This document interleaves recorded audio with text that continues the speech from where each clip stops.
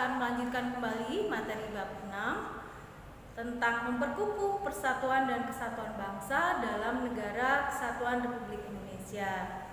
Bagaimana kabarnya hari ini? Semua sehat-sehat? Ya, tetap di rumah ya.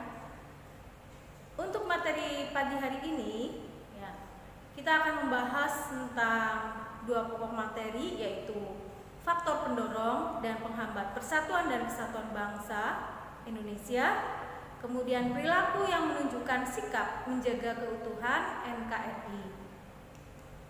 Maka pertemuan hari ini harapannya setelah pembelajaran kali ini kalian mampu menjelaskan faktor pendorong persatuan dan kesatuan bangsa Indonesia, kemudian menganalisis faktor penghambat persatuan dan kesatuan bangsa Indonesia. Kemudian yang terakhir adalah memberikan contoh sikap perilaku menjaga keutuhan dan semangat persatuan dan kesatuan NKRI. Karakter yang diharapkan setelah pembelajaran hari ini adalah selalu bersyukur terhadap Tuhan bahwa kita sudah dipersatukan meskipun kita beraneka ragam, kita mampu bersatu. Kemudian yang kedua adalah menumbuhkan semangat persatuan dan kesatuan bangsa, khususnya pada saat ini di mana kita saat ini sedang kena pandemi COVID-19. Ayo, sudah siap belajar? Mari kita belajar. Ya, kita akan membahas yang pertama, yang C, adalah faktor pendorong dan penghambat persatuan dan kesatuan bangsa Indonesia.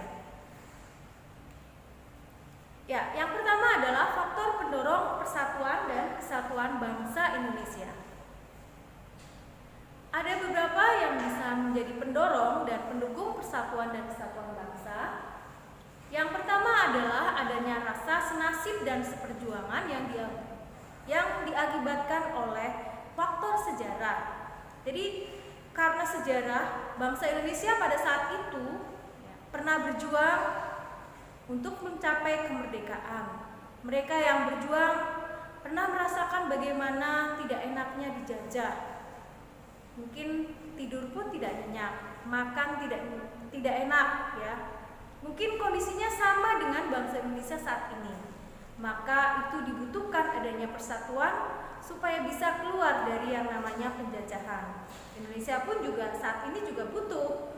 Jadi bisa juga dikatakan, jadi wabah corona ini bisa juga menjadi faktor pemersatu bangsa Indonesia. Yang kedua, adanya ideologi nasional. Ya, ideologi nasional negara Indonesia apa? Ya, pasti sudah tahu, yaitu Pancasila. Dengan lambangnya adalah burung Garuda, Pancasila, dan semboyan Bhinneka Tunggal Ika. Jadi di dalam Pancasila itu sudah ditanamkan adalah nilai persatuan ya, nilai sila ketiga. Demikian juga di dalam lambang negara Pancasila itu ada semboyan, yaitu Bhinneka Tunggal Ika, yang artinya berbeda-beda tetapi tetap satu juga. Dan itu juga bisa menjadi faktor pendorong untuk bisa mempersatukan bangsa Indonesia yang beraneka ragam.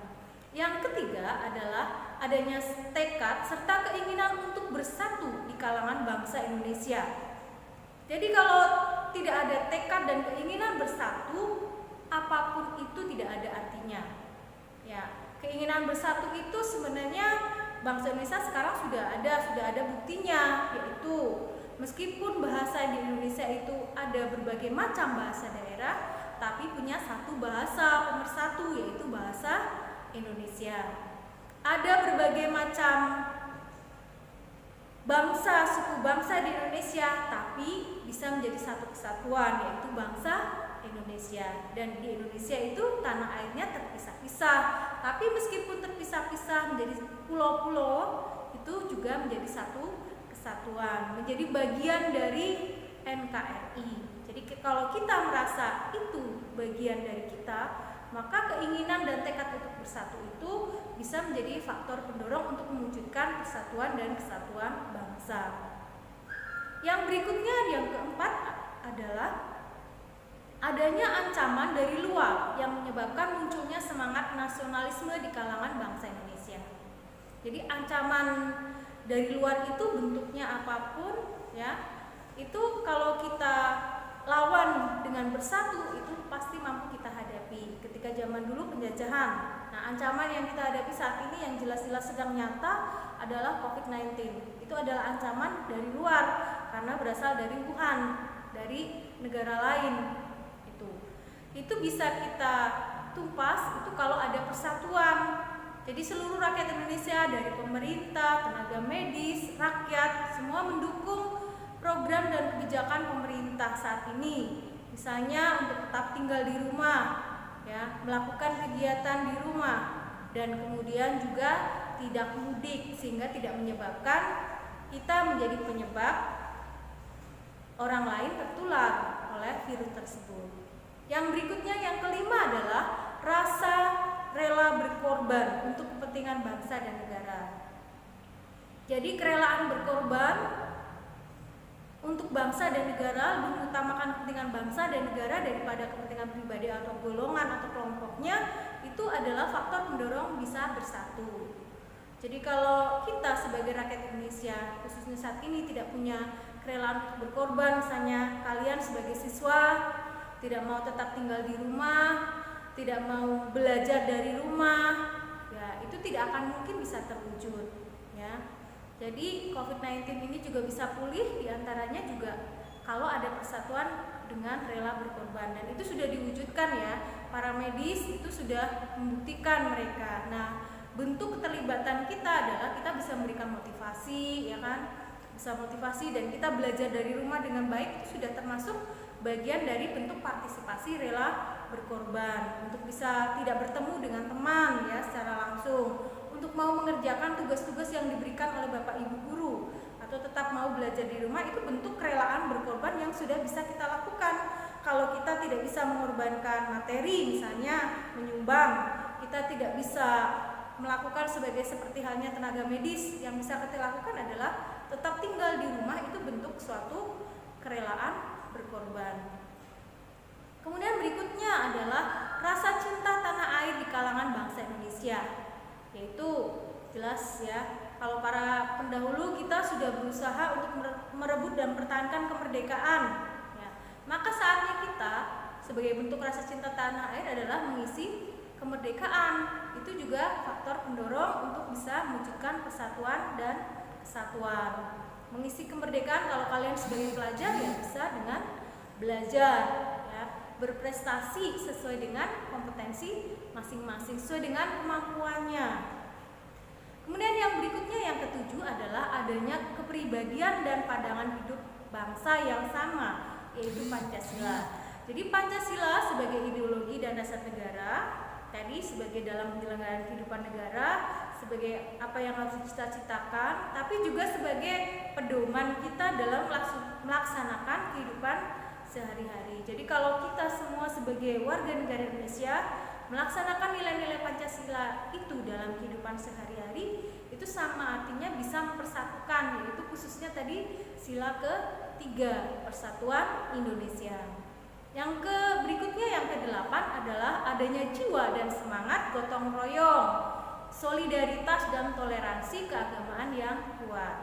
Jadi dibutuhkan saat ini karena kita melihat keanekaragaman di Indonesia, ya, budaya, agama, suku, ras, maka memang butuh adanya toleransi, yaitu sedia untuk menghormati orang lain yang berbeda dengan kita, dan mau bekerja sama, mau gotong royong, saling membantu, ya, membuka diri untuk peduli dengan apa yang dialami oleh orang lain. Jadi kita pun saat ini harus peduli dengan mereka yang sudah bekerja keras untuk bisa menuntaskan COVID-19.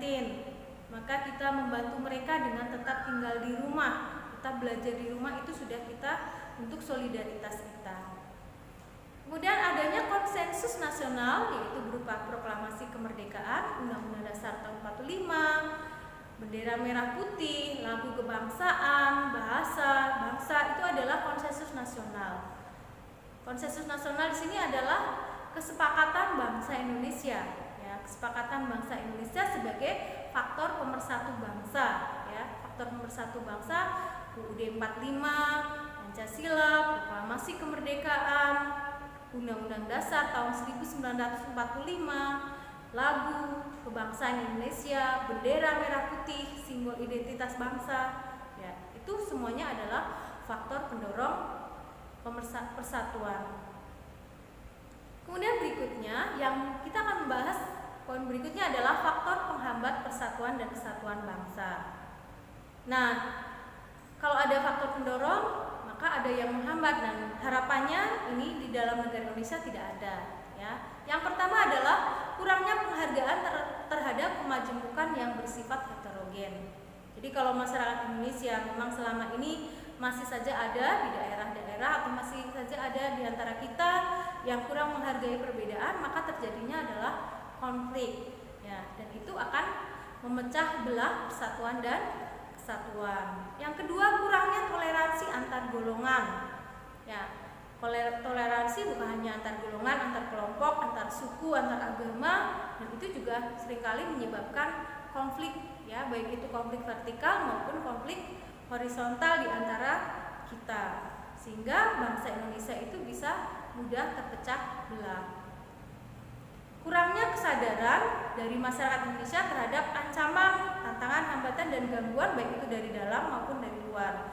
Jadi menganggap kalau Indonesia sekarang sudah tidak berperang melawan penjajah, dianggap tidak lagi ada ancaman, ya, tidak lagi ada yang harus kita perjuangkan untuk dipertahankan, ya, tidak mampu menangkal hambatan, ya. Jadi karena kita merasa kurang sadar sebagai anggota masyarakat bahwa ancaman itu setiap saat datang, bahkan ancaman bisa datang dari sekarang teknologi, ya. Jadi HP yang kita pakai itu juga bisa merupakan salah satu ancaman, tapi juga bisa merupakan tantangan. Nah, kondisi saat ini HP mungkin tantangan bagi kita, bagi kalian sebagai pelajar, bagaimana bisa menggunakan aplikasi HP bukan hanya untuk game, tapi untuk belajar. Kemudian berikutnya adalah adanya ketidakpuasan terhadap ketimpangan dan ketidakmerataan hasil pembangunan. Nah, ini yang seringkali di masyarakat adanya demonstrasi-demonstrasi, ya, atau daerah-daerah ingin memisahkan diri dari negara kesatuan karena merasa bahwa di daerahnya kok berbeda dengan pusat pemerintahan. Jadi timpang sekali itu. Kemudian berikutnya adalah masyarakat Indonesia yang heterogen dan wilayah luas. Nah, wilayah luas kemudian terpisah-pisah. Nah, khususnya di daerah-daerah yang terpencil dan jauh dari pusat pemerintahan, ya, daerah timur, ya, itu rentan adanya konflik karena pengawasannya biasanya kalau jauh dari pusat pemerintahan itu sulit, ya. Tuh. Jadi karena wilayah Indonesia yang luas. Kemudian berikutnya adalah lemahnya nilai-nilai budaya bangsa akibat pengaruh budaya asing dan paham etnosentrisme. Jadi masuknya budaya asing, nilai-nilai asing itu yang mempengaruhi generasi muda khususnya. Jadi karena generasi tua biasanya tidak mudah terkikis nilai-nilai tradisional, ya. Tapi kalau generasi muda itu mudah sekali, ya, terpengaruh oleh kemajuan, apalagi dengan arus globalisasi sekarang mudah sekali mempengaruhi, ya, pengaruh terhadap kehidupan. Nah, etnosentrisme apa? Etnosentrisme itu bahwa pusat budayaan adalah ada di dalam budayanya. Jadi menganggap budayanya paling tinggi dan merendahkan budaya lain. Dan itu juga merupakan faktor penghambat. Ya, kita melanjutkan materi berikutnya. Yang D yaitu perilaku yang menunjukkan sikap menjaga keutuhan NKRI. Perilaku menjaga keutuhan NKRI bisa dilakukan dengan menjaga wilayah dan kekayaan tanah air alam Indonesia. Jadi bukan hanya wilayah yang meliputi darat, laut, udara, ya, sistem pertahanannya, tapi juga adalah kekayaan alam yang terkandung di dalamnya. Baik itu kekayaan yang bisa diperbarui maupun tidak, itu adalah menjaga keutuhan NKRI. Menjaga supaya tanah kita tetap subur, ya, itu juga termasuk menjaga keutuhan. Kemudian menciptakan ketahanan nasional.